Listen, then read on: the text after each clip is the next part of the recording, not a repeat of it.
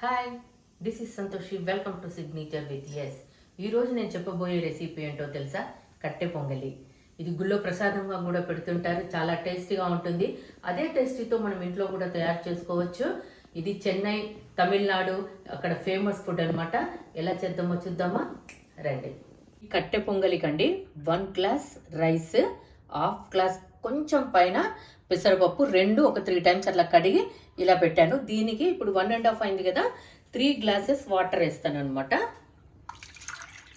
3 glass water వేసేసి ఒక 4 whistles వచ్చే వరకు మనము దీన్ని ఉంచాలన్నమాట.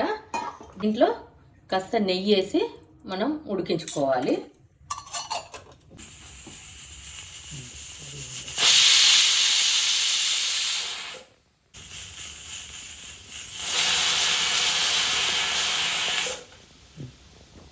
మరోవైపు కొంచెం వాటర్ వేడి చేసుకోవాలి. ఎందుకంటే మనము ఇక్కడ 3 గ్లాసెస్ పోసాం కదా, ఇంకొక 3 గ్లాసెస్ వాటర్ వేడి చేసుకొని ఇందులో పోయాల్సి ఉంటుంది.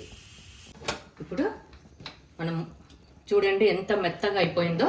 కాకపోతే ఇందులో కొన్ని వాటర్ పోయాల్సి ఉంటుంది. మనం ఉప్పేసి ఫస్ట్ రుద్దుకోవాలి అన్నమాట. సరిపోయేంత ఉప్పు వేసుకొని స్పూన్తో ఇలా రుద్దాలి మెత్తగా.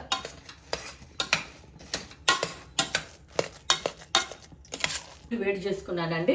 ఈ వేడి నీళ్ళను ఇందులో పోయాలి. మనకు ఎంత కావాలనుకుంటే అన్ని నీళ్లు పోసేసి మళ్ళీ దీన్ని ఇలా కలిపేసి స్టవ్ ఆన్ చేసుకోవాలి.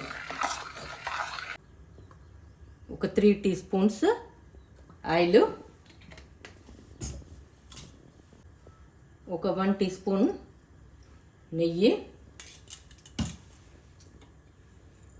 నెయ్యి వేడయ్యాక ఫస్ట్ కాజు వేసుకోవాలి. ఇందులో కాజు, జీలకర్ర,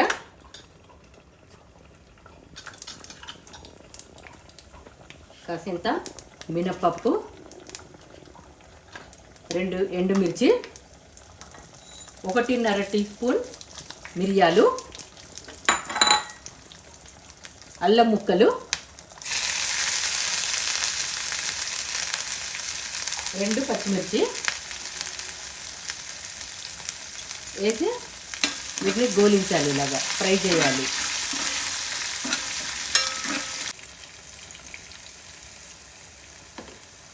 వేసి సన్నగా తరిగిన కరివేపాకును ఇలా వేయాలి.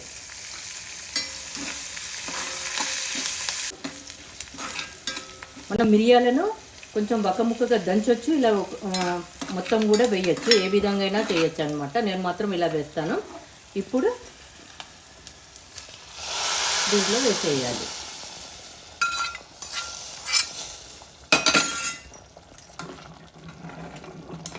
ఇలా కలిపి ఒక 2 మినిట్స్ వచ్చి స్టవ్ ఆఫ్ కట్టేయాలండి. ఇది గుమగుమలాడే కట్టె పొంగలి రెడీ అయిపోయింది. చాలా బాగుంటుంది. మీరు ట్రై చేయండి. ట్రై చేసి ఎలా ఉందో నాకు కామెంట్ చేయండి. మీకు ఈ రెసిపీ నచ్చినట్లయితే నా ఛానల్ను లైక్ చేసి సబ్స్క్రైబ్ చేసేసి కామెంట్ చేయండి. Thank you. నేను మీ ముందుకు మళ్ళీ ఇంకో రెసిపీతో వస్తాను. బాయ్.